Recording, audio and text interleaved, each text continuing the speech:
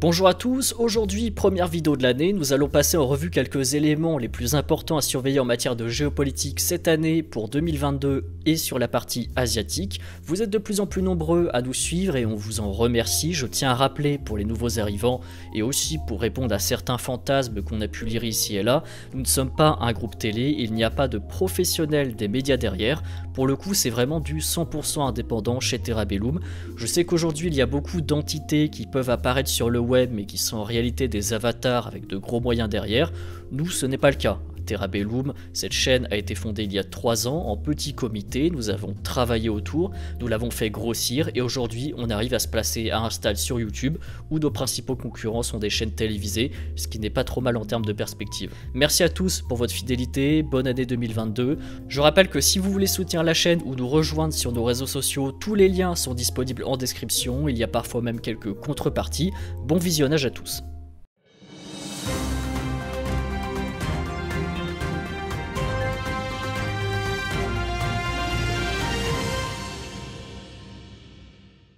Alors tout d'abord, commençons cette mise en perspective 2022 en Asie avec la Chine en route pour la première place mondiale. La Chine est devenue une puissance majeure et sa politique interne est donc naturellement observée. Le pays est en plein tournant après de longues années de libéralisation économique, elle privilégie maintenant une politique purement protectionniste et nationaliste et a pour objectif, vous le savez, de détrôner les États-Unis. Les campagnes de réglementation sur le commerce en Chine s'étendront donc à davantage d'industries, ce qui augmentera l'incertitude des entreprises internationales. Le gouvernement chinois continuera à élaborer des politiques et de nouvelles lois autour de la cybersécurité, sur la sécurité des données ou tout simplement sur la protection des informations personnelles afin de renforcer son contrôle sur les industries de services numériques en pleine croissance, mais aussi son contrôle sur les groupes étrangers et par ruissellement également son contrôle sur sa propre population. Les secteurs qui ont généré des risques économiques systémiques en 2021, comme par exemple l'immobilier, les services financiers, devraient être soumis à davantage de restrictions de crédit, de réglementation sur les fusions et acquisitions et d'enquêtes sur les dirigeants ainsi qu'une surveillance plus stricte des données en 2022. Xi Jinping, le président chinois, devrait aussi briguer son 3e mandat en novembre 2022. L'inflation des prix à la consommation que l'on retrouve partout dans le monde et les irrégularités de la chaîne d'approvisionnement pousseront sans doute la Chine à intervenir sur les marchés des biens essentiels, c'est-à-dire par exemple les produits d'alimentation ou encore les produits pharmaceutiques, ceci afin de stabiliser les prix. L'objectif est aussi de stimuler la consommation, de soutenir les petites et moyennes entreprises chinoises. En bref, la Chine va continuer à resserrer la vis autour du libéralisme économique. De plus en plus, de toute façon, les pays renouent avec un protectionnisme assumé après les grandes années de la globalisation, à voir si c'est pour le meilleur ou pour le pire. Une autre préoccupation de la Chine, c'est la démographie. Il faut savoir que 20% de la population devrait avoir plus de 60 ans. Pour assurer le rajeunissement national, la Chine va revoir sa politique. Maintenant, par exemple, les couples sont autorisés à faire 3 enfants. L'idéologie va aussi encourager la politique des décences, peut-être aussi le secteur des loisirs, la consommation sur lesquels le gouvernement va pouvoir jouer. Cela engendrera l'incertitude du côté des entreprises et poussera les investissements privés dans des secteurs plus sûrs et cruciaux pour les plans de développement de la Chine, comme par exemple les semi-conducteurs ou les énergies renouvelables. Et enfin, un dernier point abordé, c'est l'Occident qui cherche de plus en plus à limiter l'influence des politiques étrangères dans ses économies. Ces lois ou mesures rentreront en conflit avec la politique chinoise. À l'étranger, par exemple en Europe, cela signifie une plus grande perspicacité et la limitation des investissements chinois. Et en Chine, par exemple, les entreprises occidentales pourraient tout simplement refuser la politique de souveraineté des données de la Chine, ce qui entraînerait encore plus de tensions et une limitation du commerce.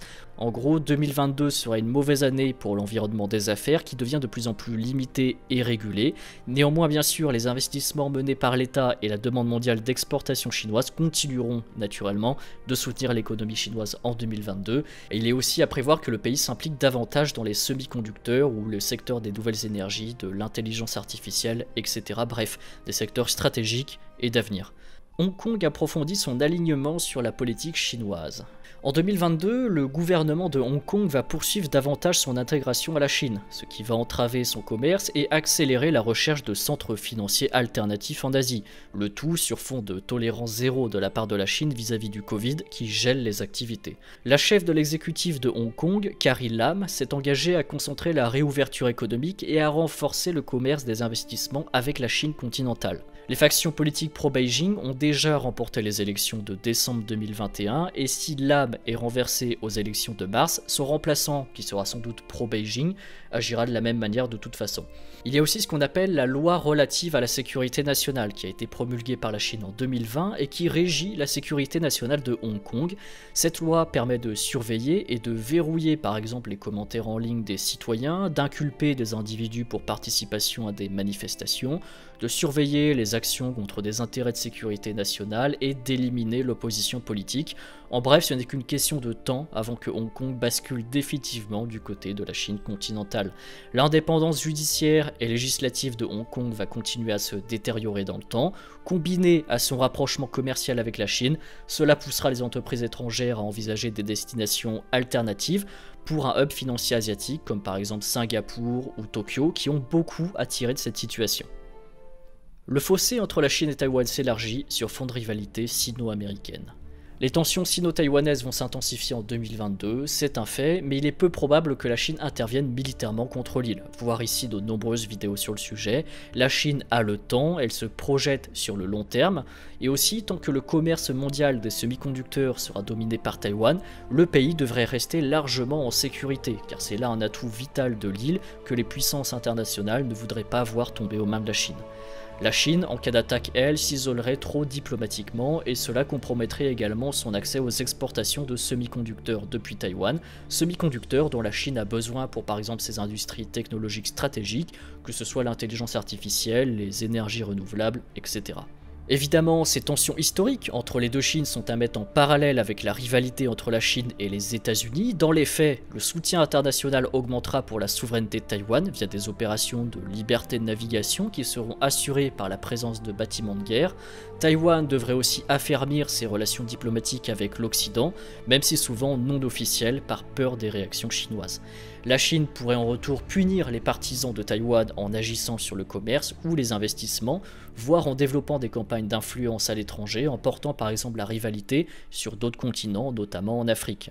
Taïwan et la Chine pourraient aussi s'imposer mutuellement des sanctions politiques. Taïwan chercherait par exemple à endiguer sa fuite des cerveaux vers la Chine, tandis que par exemple la nouvelle politique de la Chine pourrait punir les entreprises taïwanaises sur le territoire de la Chine continentale. Les Américains et leurs alliés ainsi que les nations asiatiques renforceront en même temps leur capacité de défense et leur lien avec l'Occident face aux inquiétudes croissantes concernant les activités militaires de la Chine, ce qui augmentera aussi la probabilité de conflits maritimes localisés dans le Pacifique. Cependant, pandémie oblige, les puissances asiatiques chercheront surtout à renforcer leurs relations commerciales avec la Chine pour soutenir leur reprise économique. Là encore, les intérêts économiques nuancent les intérêts stratégiques et militaires. Enfin, la marine sera au cœur de la stratégie militaire dans le Pacifique.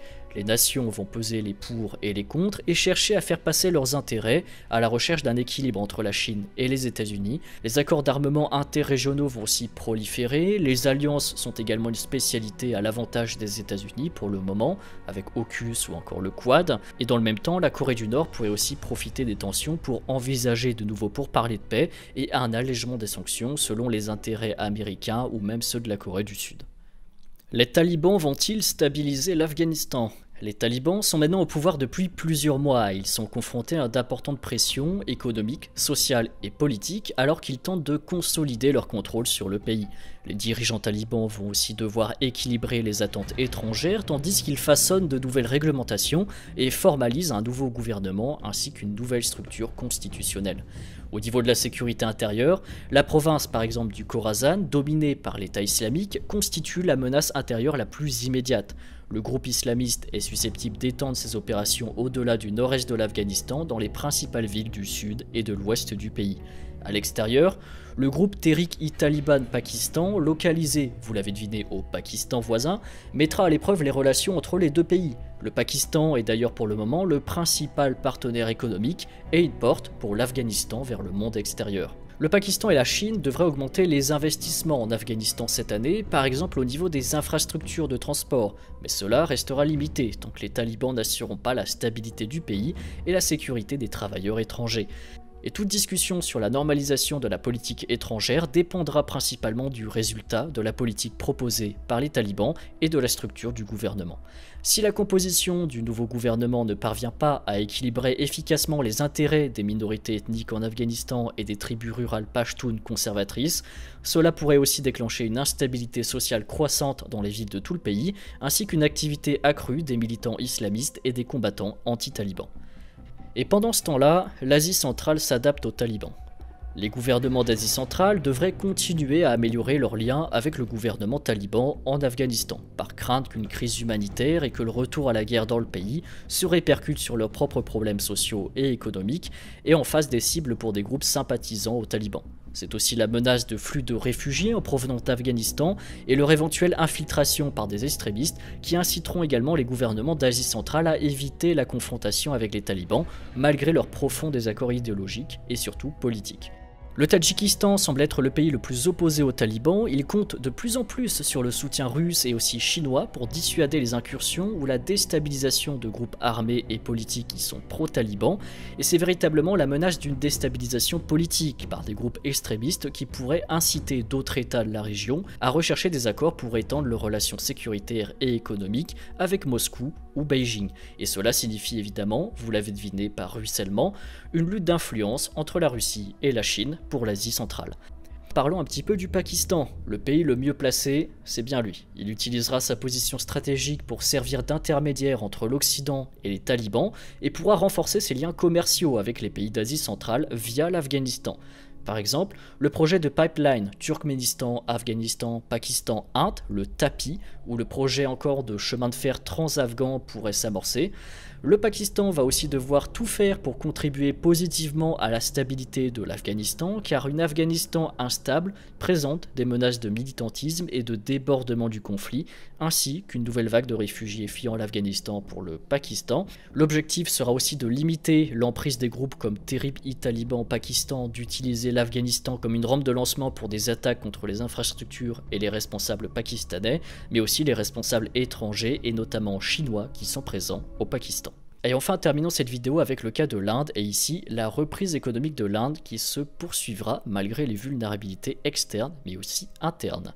L'économie indienne continuera de se remettre de la pandémie, le risque global d'un ralentissement dû aux incertitudes liées au Covid-19 et à l'inflation persisteront, comme partout dans le monde, ce qui incitera New Delhi à renforcer son secteur manufacturier pour atténuer les perturbations de la chaîne d'approvisionnement qui est un secteur vital touché par la crise. On en a parlé au début avec la Chine qui rencontre le même problème, mais tous les pays rencontrent le même problème, ainsi qu'une tendance bien sûr à l'inflation. Une croissance robuste en 2022 placera l'Inde parmi les pays à la croissance la plus rapide mondiale. On verra les résultats en temps et en heure avec des taux de croissance qui pourraient être susceptibles de revenir au niveau d'avant la pandémie. Le gouvernement incite largement à la production, par exemple dans le secteur des semi-conducteurs qui sont stratégiques, ce qui va stimuler davantage le secteur manufacturier dans le même temps. Et l'Inde tentera également d'accélérer les accords commerciaux bilatéraux avec des pays comme les Émirats arabes unis ou encore l'Australie pour stimuler ses exportations, car l'Inde dépend aussi de nombreuses matières premières dont le pétrole.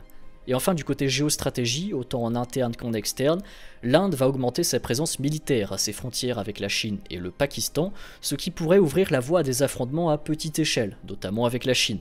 Par exemple, ce qui titille l'Inde, c'est le développement continu des infrastructures chinoises pour aider son armée dans les régions frontalières en haute altitude. Tout ça maintiendrait les tensions entre les deux pays, et en raison de cette présence militaire accrue, une escarmouche de chaque côté de la frontière reste tout de même possible. Après, encore une fois, une escalade significative militaire entre la Chine et l'Inde est tout de même très improbable. Du côté de la frontière pakistanaise, le risque augmentera également, en particulier dans la région très célèbre pour son instabilité, le Jammu et Cachemire, ceci à cause de l'arrivée possible de militants depuis l'Afghanistan. Le Pakistan, par exemple, pourrait aussi aider directement ou indirectement ces groupes à mener des attaques directement au Cachemire, qui est sous administration indienne. Le gouvernement indien pourrait réagir en retour en renforçant ses capacités militaires le long de la frontière, tout en essayant de créer un climat politique favorable au gouvernement fédéral. Et cette vidéo touche maintenant à sa fin, j'espère qu'elle vous aura permis de mettre en lumière certaines perspectives géostratégiques du côté asiatique en 2022. Tous ces choix-là ont été bien sûr sélectionnés arbitrairement, par nous-mêmes, on ne peut pas se permettre de faire une vidéo de 2 heures. Donc surtout n'hésitez pas, si vous avez d'autres éléments à ajouter éventuellement du côté asiatique, ou même si vous avez des corrections à faire, que vous n'êtes pas d'accord, etc. Discutez-en en commentaire, c'est très important pour le développement de la chaîne. Si vous voulez nous soutenir, tous les liens sont directement en description de cette vidéo. Et on vous dit à la semaine prochaine et à très bientôt.